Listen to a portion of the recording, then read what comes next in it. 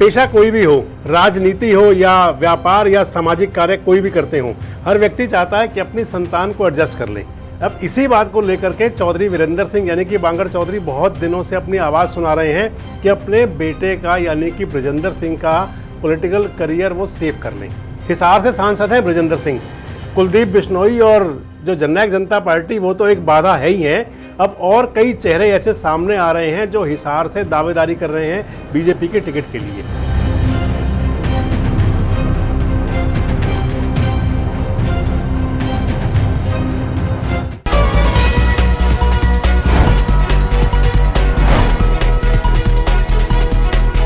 दोस्तों नमस्कार, मेरा नाम संजय मग्गू है और मौजूद हैं देश रोजाना के डिजिटल मीडिया प्लेटफॉर्म पर। चुनाव का बिगुल बजने ही वाला है और जब चुनाव नज़दीक आता है तो उस समय केवल सियासी बातें होती हैं। हर व्यक्ति दावे करता है, हर व्यक्ति ये बताना चाहता है कि मैंने ये कर दिया, मैंने वो कर दिया, अमुक काम कर दिए, ताकि उस सबके पीछे मकसद ये होता है कि अपने पार्टी आला कमान को ये बता दें कि जहाँ से मैं टिकट मांग रहा हूँ मेरी सबसे ज़्यादा से वहीं पर है। कुछ ऐसा ही होता है राजनीति के अंदर कि जब कहीं ये लगे कि उनकी टिकट पर कोई बाधा आ सकती है या टिकट पर कोई रोक लग सकती है तो फिर वो तमाम बाधाएं दूर करने के लिए राजनीतिज्ञ नेता लोग तरह तरह के हथकंडे अपनाते हैं, तरह तरह की बातें किया करते हैं। बस यही सब कुछ हो रहा है आजकल और ये खासकर कर रहे हैं बांगर चौधरी वीरेंद्र सिंह, हिसार के नेता, बांगर के नेता, जींद के नेता और हरियाणा के बड़े नेता। ट्रेजेडी किंग के नाम से भी फेमस हैं। मुख्यमंत्री बनते बनते रह चुके हैं, ये बात भी सब जानते हैं क्योंकि एक समय था कि जब वो मुख्यमंत्री पद के दावेदार थे। कांग्रेस के अंदर मुख्यमंत्री तो नहीं बन पाए थे, लेकिन जब वो भारतीय जनता पार्टी में आ गए तो उनको देश की सरकार में काम करने का मौका जरूर मिल गया। और बस यही बात है जिस पर भारतीय जनता पार्टी के लोग बांगर चौधरी को नसीहत दिया करते हैं कि पार्टी ने आपको बहुत मान सम्मान दिया है, आपको केंद्र में मंत्री बनाया, आपकी पत्नी को विधायक बनाया, आपके बेटे को सांसद बनाया, तो इस प्रकार की बातें नहीं किया करो। तो वहीं वीरेंद्र सिंह भी कहते हैं कि मैंने भी बहुत कुछ दिया है, पार्टी को अपना सर्वस्व दिया है, अपनी तमाम टीम लेकर के मैं पार्टी में आया था, जिसके बाद में पूरे प्रदेश में माहौल बना था और सरकार बनी थी। यानी कि दोनों तरफ से बात जरूर आती है और बात है भी सही कि ताली जो है दोनों हाथों से बजती है। हम भी इस बात को मानते हैं कि जितना बीजेपी ने चौधरी वीरेंद्र सिंह को मान सम्मान दिया तो बीजेपी को भी वीरेंद्र सिंह जी ने अपना सर्वस्व दिया। अब बात भविष्य की है। वीरेंद्र सिंह जी के सामने सबसे बड़ी चुनौती है कि उनकी पत्नी जो उचाना से विधायक थीं, जो पिछला चुनाव हार गई, कि उनके लिए उचाना कैसे सेव करें।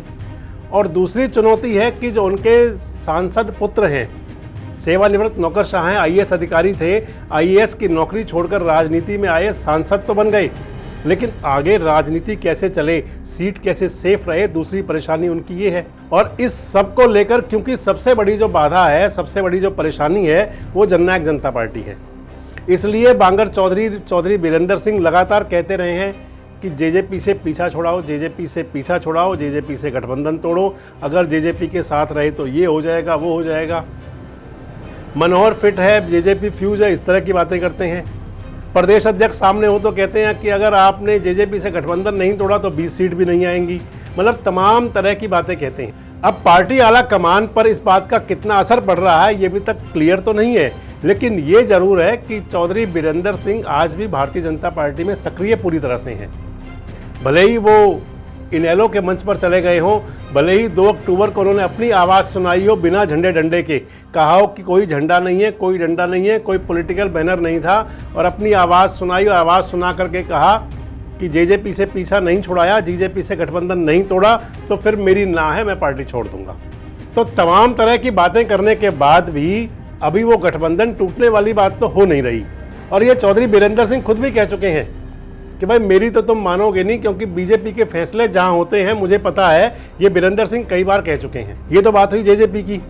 दूसरी परेशानी उनके सामने खड़ी है कुलदीप बिश्नोई। जब से कुलदीप बिश्नोई बीजेपी में आए हैं, हालांकि चौधरी वीरेंद्र सिंह उनके बारे में ज़्यादा बोलते तो नहीं, लेकिन ये बात जरूर है कि हिसार जो है वो चौधरी भजनलाल की और कुलदीप बिश्नोई की भी कर्मस्थली है। हिसार से चौधरी भजनलाल और कुलदीप बिश्नोई का पुराना नाता रहा है और भव्य बिश्नोई चुनाव भी लड़े थे। 2019 का कांग्रेस के टिकट पर भले ही तीसरे नंबर पर रहे थे, लेकिन चुनाव लड़े थे। चौधरी भजनलाल सांसद रहे हैं हिसार से, कुलदीप बिश्नोई चुनाव लड़ते रहे हैं हिसार से, सांसद रहे हैं कुलदीप बिश्नोई भी। और ये सबसे बड़ी परेशानी दूसरी जो बनी हुई है वो ये वाली है कि कुलदीप बिश्नोई वाले केस में क्या होगा। अब ये दो मसले तो चौधरी बीरेंद्र सिंह के सामने है ही हैं। एक तीसरा मसला और शुरू हुआ आज से लगभग कुछ माह पहले, 3-4 महीने पहले रंजीत चौटाला ने कहा कि मैं भी हिसार लोकसभा से चुनाव लड़ना चाहता हूं। चौधरी रंजीत चौटाला ने कहा था कि विधायक बन लिया, मंत्री बन लिया, सरकार के अंदर बहुत ओहदे ले लिए, अब तो इच्छा है कि एक बार देश की राजनीति करूं। अगर बीजेपी ने टिकट दिया तो हिसार से लोकसभा का चुनाव लड़ने के लिए तैयार हूं और चुनाव लड़कर जीत कर दिखा दूंगा। रंजीत सिंह चौटाला वो शख्सियत है कि जिनके घर गए थे अमित शाह और एक प्रकार से चौधरी देवीलाल के परिवार के एक वारिस को अपने साथ जोड़े रखने के लिए अमित शाह ने जब सिरसा में रैली की थी तो रंजीत चौटाला को पूरा वेट दिया था। इसके साथ साथ मान लीजिए कि 2019 में जब चुनाव हुआ था और भारतीय जनता पार्टी को हरियाणा में बहुमत नहीं मिला था, निर्दलीय विधायक बने थे 7, सबसे पहले विधायक रंजीत चौटाला थे जिन्होंने ये कहा था कि मेरा समर्थन बीजेपी को है। इसके अलावा मान लीजिए कि एक बड़े परिवार से रंजीत चौटाला आते ही हैं तो एक बड़ी परेशानी ये बन चुके हैं कि अगर रंजीत चौटाला भी टिकट मांग रहे हैं और कहीं बीजेपी भी सोच लेती है तो क्या होगा। अभी वो रंजीत चौटाला वाला मसला निपटा नहीं पूरे से, अब गोपाल कांडा सामने आ गए। गोपाल कांडा कह रहे हैं कि हिसार लोकसभा में मेरा दावा बनता है। गोपाल कांडा ने कहा है कि अगर भारतीय जनता पार्टी हिसार की लोकसभा सीट उनको दे तो वो सीट निकाल कर देंगे और गोपाल कांडा का भी ठीक ठाक वजन है, असर ठीक ठाक है उनका भी। और मान लीजिए गोपाल कांडा भी वो नेता हैं जिन्होंने अपनी पार्टी का समर्थन सबसे पहले दिया था 2019 में बहुमत ना मिलने की स्थिति में। गोपाल कांडा के भाई हैं गोविंद कांडा जिनको एलनाबाद से चुनाव लड़ाया था बीजेपी ने। तो इस सब बातों को अगर देख करके चलें तो ऐसा लगता है कि बांगर चौधरी के लिए परेशानी एक नहीं है, कई परेशानियां हैं। और इन परेशानियों का निवारण कैसे होगा, इन परेशानियों का हल कैसे होगा, इसके साथ साथ एक बात और है कि चौधरी बृजेंद्र सिंह के लिए लोग, जो हिसार संसदीय क्षेत्र के लोग हैं, वो ये कहते रहे हैं कि बृजेंद्र सिंह उतने सक्रिय लोकसभा में कभी रहे नहीं। एक तरफ तो ये वाली बात आ जाती है, दूसरी तरफ जब अब की बार चुनाव होगा तो 10 साल की एंटी इनकम्बेंसी भी है, बीजेपी भी बहुत सोच समझकर सीटें देगी। तो ये सारे मसले ऐसे हैं कि जो चौधरी बीरेंद्र सिंह यानी कि बांगर चौधरी के लिए बड़े परेशानी का कारण है। मान लीजिए कि एक सीट पर 4 दावेदार तो उनके सामने आ चुके हैं और जैसे जैसे समय निकलेगा वैसे वैसे और नई दावेदारियां पेश होंगी और जो नई दावेदारियां पेश होंगी ये भी परेशानी का कारण बनेगी। इन सबसे चौधरी बीरेंद्र सिंह आखिर पार कैसे पाएंगे? क्या वो बीजेपी में ही रहेंगे? क्या उनके बेटे को टिकट मिल जाएगा?